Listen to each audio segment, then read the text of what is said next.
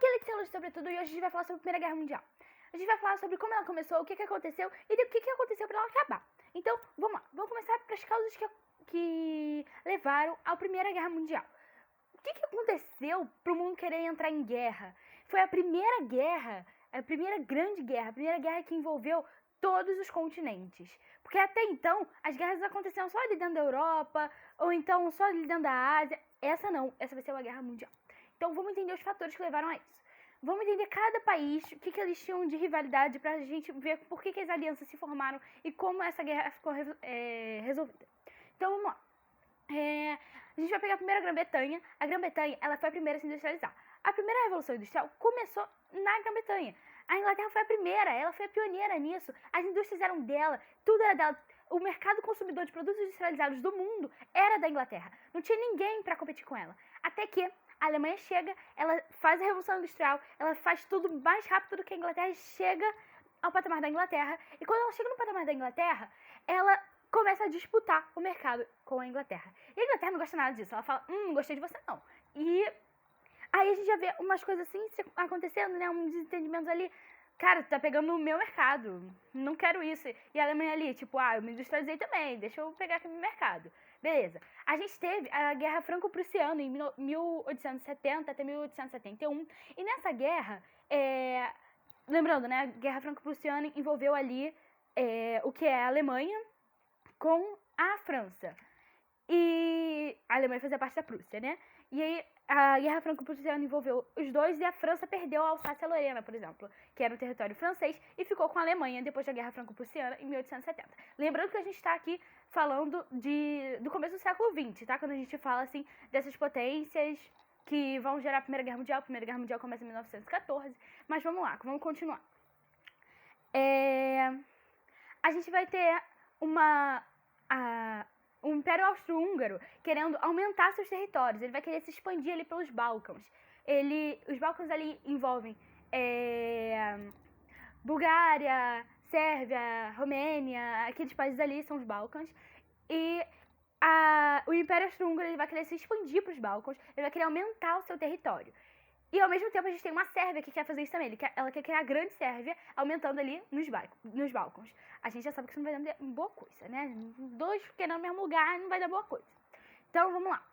Aí a gente vai ter ainda ali um Japão e uma Itália que começaram tarde demais a se expandirem, né? A fazer o imperialismo. Então eles têm poucas colônias perto dos outros. Eles querem mais colônias. É fato, eles querem mais colônias. Eles vão querer se aliar, vão querer entrar nessa guerra para pegar mais colônias. Então, a gente tem essas assim, né? Essas coisas. E a gente vai ter movimentos surgindo no início do século XX. Que movimentos são esses? Então, são movimentos nacionalistas em grandes impérios, como aconteceu no Império Alemão, Austro-Húngaro e Otomano. Lembrando, a gente tem o Império Otomano, né, ali. O Império Otomano que estava decadente, ele também vai querer voltar a se reerguer ali, que tem ali um pedaço dos judeus nesse período. A Palestina não era de judeus, os judeus não tinham uma terra própria, eles não vão ter durante um bom tempo uma terra própria. E a Grã-Bretanha, que tinha interesse nessa parte ali do Império Otomano, que tinha muito judeu ali, ela queria entrar ali numa guerra ali com o Império Otomano, conseguir terra. Enfim, a gente tinha essa questão ali também. E a gente vai ter movimentos surgindo, como eu estava falando, dentro do Império Alemão, dentro do Império Austro-Húngaro e...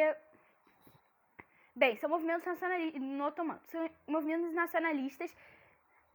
O povo tendo um movimento nacionalista, ele se sentindo uma nação realmente, se sentindo pertencente àquele país.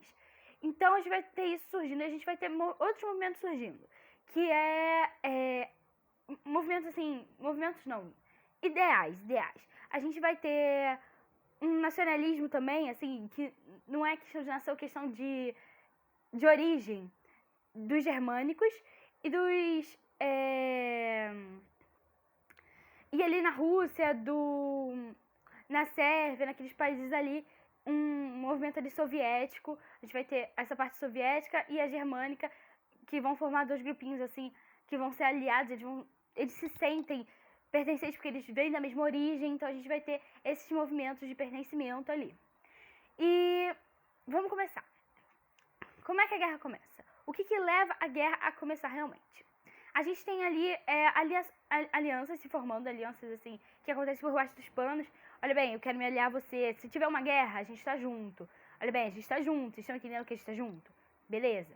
Então, a Rússia, a Grã-Bretanha e a França, elas se juntam, fazem uma aliança que vai ser chamada de Tríplice Entente e que vai lutar na Primeira Guerra, né? E essa aliança é assim, olha bem, ataca um de nós, atacou todos, é pra gente se defender. E aí nisso, a Alemanha também faz, né, com o Império Austro-Húngaro e com a Itália, que aí vai ser a Tríplice Aliança.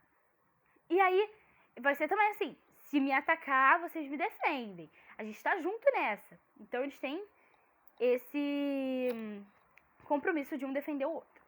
E o que acontece? O que é o estopim? Aquilo que faz imediatamente começar a guerra.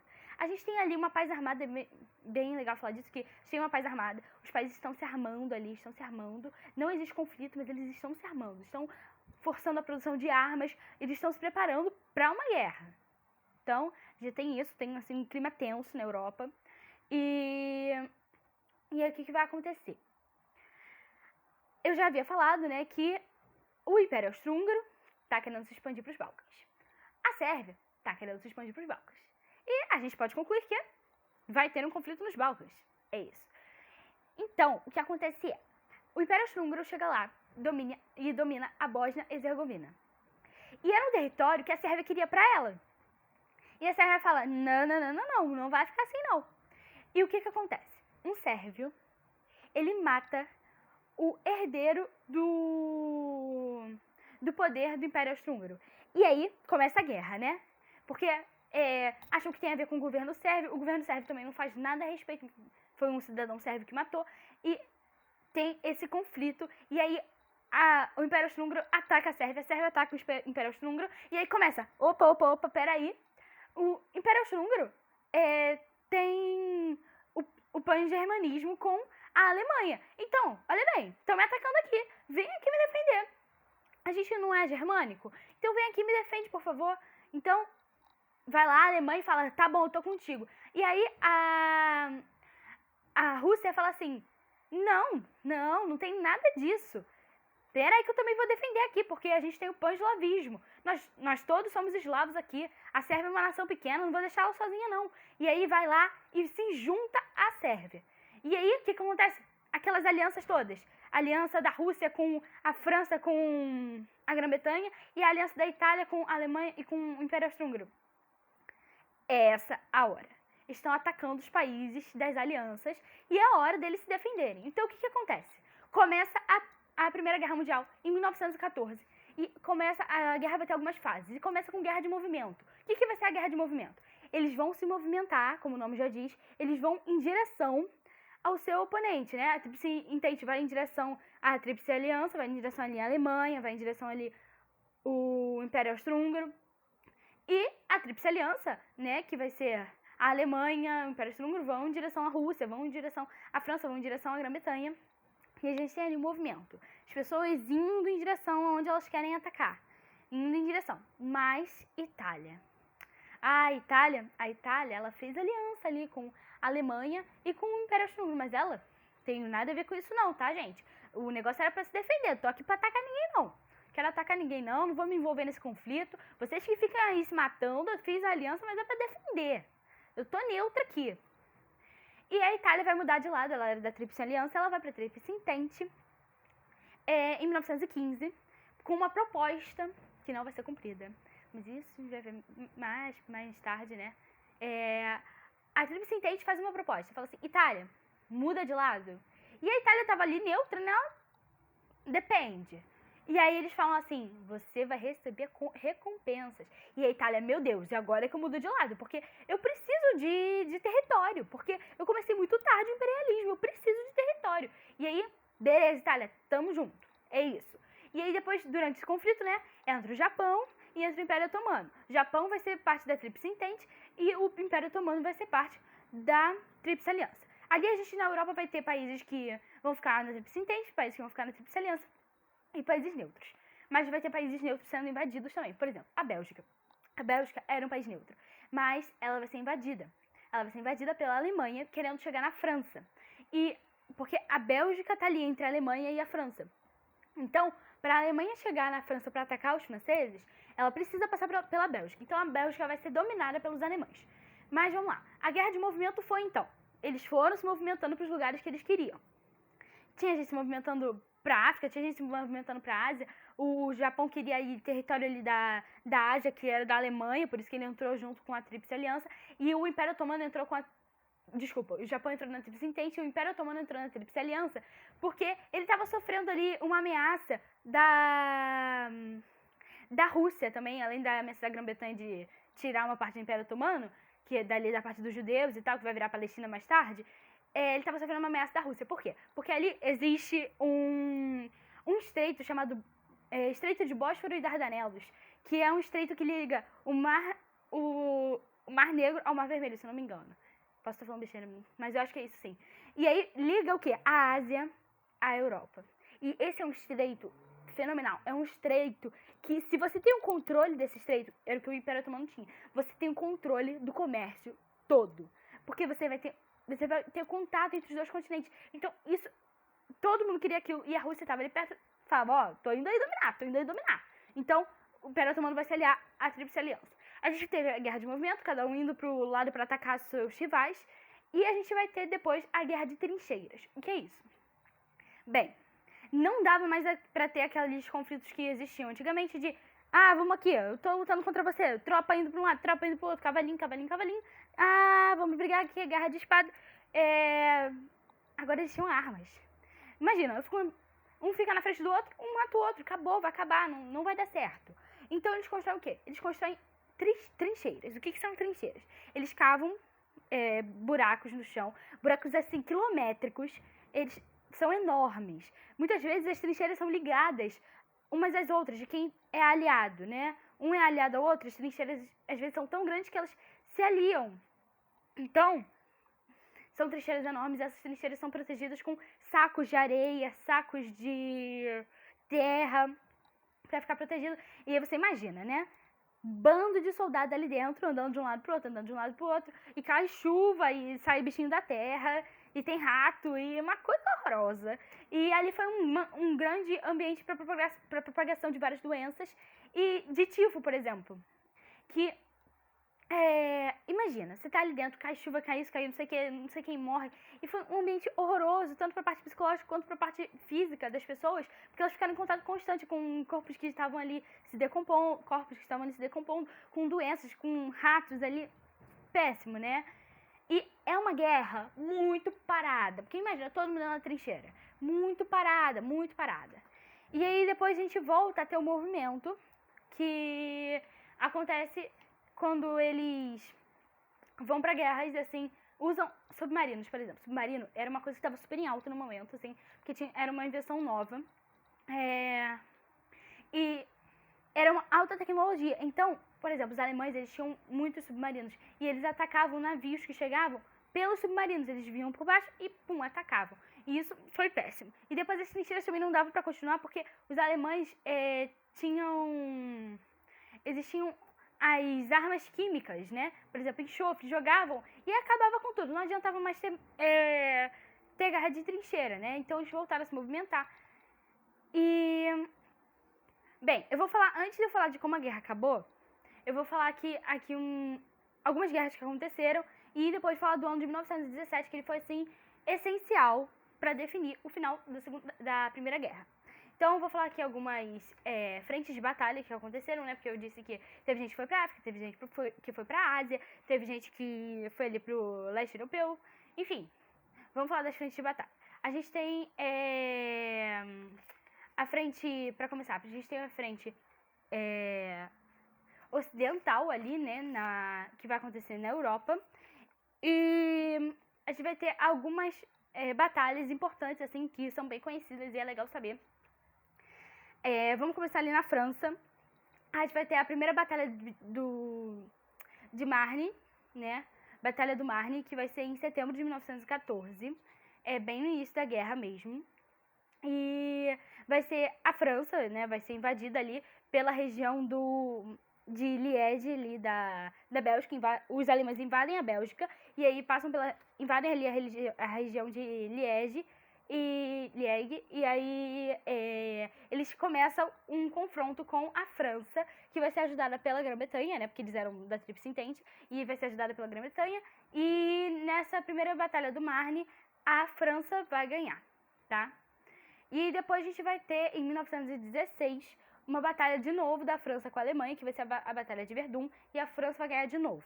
Já em agosto de 1918, a gente vai ter a segunda Batalha do Marne, que a Alemanha é dessa vez que vai ganhar. E em agosto de 1918 também, a gente vai ter a Batalha de Amiens, não sei falar, desculpa. E vai acontecer com França, Estados Unidos e Grã-Bretanha. Eu já falo sobre os Estados Unidos, essa entrada dos Estados Unidos ali e tal. E tá. E aí quem vai perder vai ser a Alemanha. Essa batalha vai acontecer na França, quem vai perder vai ser a Alemanha. E aí a gente vai ter agora, falar um pouco das frentes de batalha orientais, né? E a gente tem a frente de batalha da Rússia com a Alemanha e a Áustria, né? E a gente tem até ali a frente dos Balcãs, que vão ser aliados da Tríplice Entente, que é ali Sérvia, Romênia, Grécia, ali são os Balcãs. E essa vai ser a frente dos Balcãs, e eles são aliados da Tríplice Entente, assim como a Rússia, que vai lutar contra a Alemanha e a Áustria. E além da Alemanha e a Áustria, eles vão lutar contra a Bulgária e turcos otomanos, né? Do Império Turco-Otomano, que eram da Tríplice Aliança. A gente também vai ter ali a frente alpina, que é a Itália, né? Vai ter batalhas da Itália contra a Áustria. E a gente tem, em maio de 1915, a Itália declara guerra à Áustria. E aí, em 1917, a Itália perde a Batalha de Caporetto e ganha em 1918, né? Em novembro de 1918, a Batalha de Vittorio Veneto. Então a gente agora vai falar também da batalha, da frente de batalha do Oriente Médio, que vai ser da Inglaterra com os turcos otomanos. Lembra que eu falei ali da região da Palestina e tal, que interessava a Grã-Bretanha, que era dos turcos otomanos? Então, a gente vai ter ali uma frente de batalha da Inglaterra com os turcos otomanos.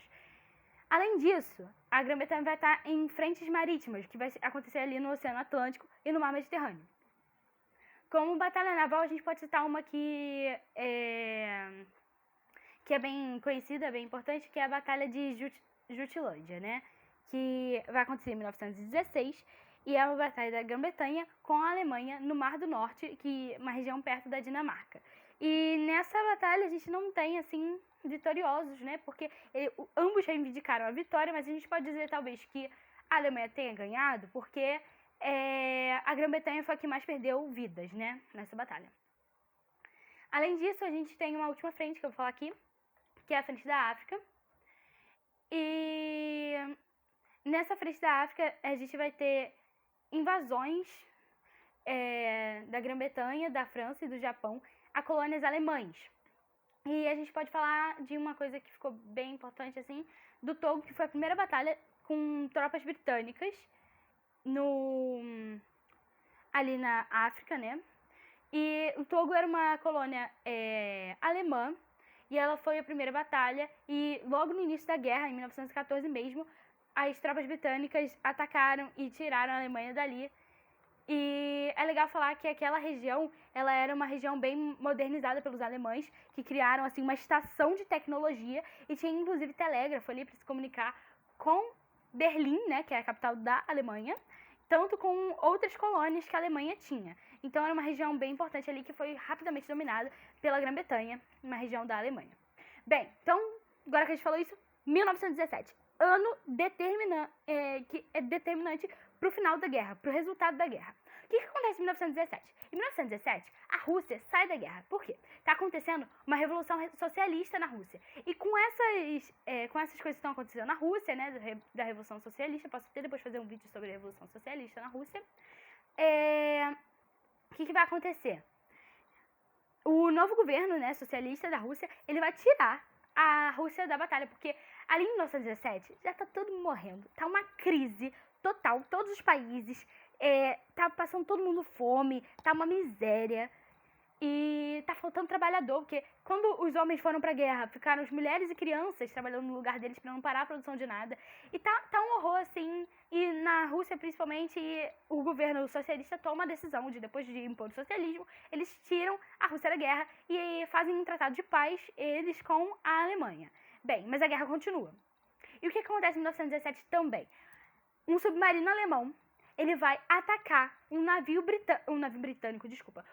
americano dos Estados Unidos que está trazendo mantimento para a Tríplice Entente. E eles vão ser atacados e os Estados Unidos não vai deixar ficar assim mesmo. Então, os Estados Unidos vai entrar na guerra. E aí é que define tudo. Por quê?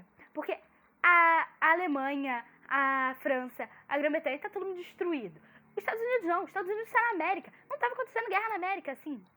Então, os Estados Unidos, ele vai estar, assim, novinho em folha, ele vai chegar lá para começar a lutar, ele vai estar muito preparado.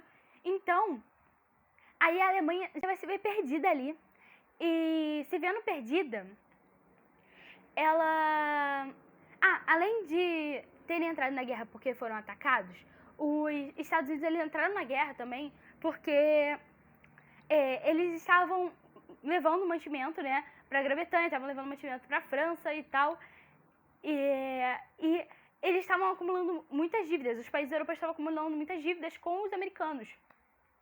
E isso trouxe uma enorme preocupação para os Estados Unidos. Falou assim, eles precisam ganhar essa guerra, tá? Porque eu quero meu dinheiro de volta. Então eles vão ganhar essa guerra para me dar o dinheiro e pronto, fica tudo resolvido. E aí eles fazem assim, eles entram na guerra, acabam com tudo ali, os Estados Unidos meio que foram decisivos.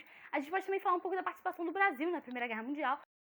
Então, o Brasil também estava ajudando ali, encaminhando mantimentos, alimentos ali, estava ajudando, menos do que os Estados Unidos, né, mas estava ajudando, assim, e acontece a mesma coisa com o Brasil. O navio do Brasil é atacado, e depois disso, o presidente da época do Brasil, o Venceslau Braz, ele vai mandar algumas tropas do Brasil lá, oferece tropas para mandar, e vai mandar também aviões para atacar, porque o Brasil tinha isso, além de médicos, eles ajudaram bastante com médicos. Bem, a gente já falou de 1917, que foi uma data muito importante para a Primeira Guerra Mundial, e agora a gente vai falar como a gente conseguiu acabar com a Primeira Guerra Mundial. Bem, a Primeira Guerra Mundial acabou como? Acabou com os alemães pedindo armistício. O que aconteceu? Os alemães estavam destruídos. Dentro deles, o imperador que tinha colocado eles na guerra reivindicou e fugiu. Bem, os americanos ficaram sozinhos. E aí, nesse momento, eles criaram uma república e eles não queriam mais a Alemanha na guerra, porque não tinham sido eles que tinham colocado, eles não queriam mais.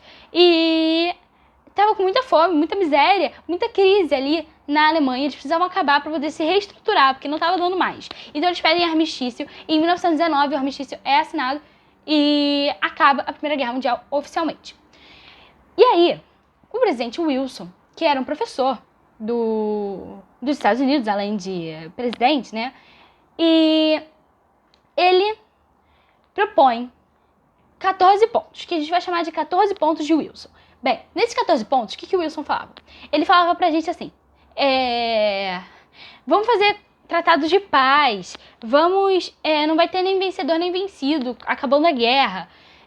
A gente vai fazer a Liga das Nações para tentar não ter mais guerras no futuro.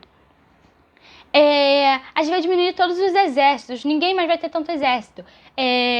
Ninguém vai precisar pagar nada, não vai ter compensação. Guerra não é para ter compensação. E aí, acha que alguém ouviu? Claro que não. A França estava ali querendo alçar a Lorena dela de volta. A Grã-Bretanha estava ali comemorando que tinha ganhado a guerra, porque agora não ia ter mais a Alemanha para competir. A Alemanha estava destruída, ela só queria o dinheiro dela de volta e tudo que a Alemanha destruiu, ela teria que pagar. Ela só queria aquilo. Mas interessava sim um ponto de Wilson, que era o ponto da Liga das Nações, que foi criada. E, bem, em 1946 ela acabou, né, porque não estava dando eficácia, foi criada a ONU, mas, bem, isso é um assunto por outra hora. Nesse caso foi criada a Liga das Nações, mas ninguém ouviu os restos dos pontos de Wilson, e a gente teve o Tratado de Versalhes, que acabou com a Alemanha, que mandou ela pagar todas as dívidas, né, todas as dívidas não, tudo que ela tinha destruído na guerra, ela tinha que pagar. Tinha recompensação territorial, recompensação financeira. Ela teria que diminuir o exército dela. E tudo isso ali no Tratado de Versalhes, acabando com o Império Alemão. E aí teve o Tratado de Bucareste, que acabou com o Império Otomano. E, além disso, a gente teve o Tratado de...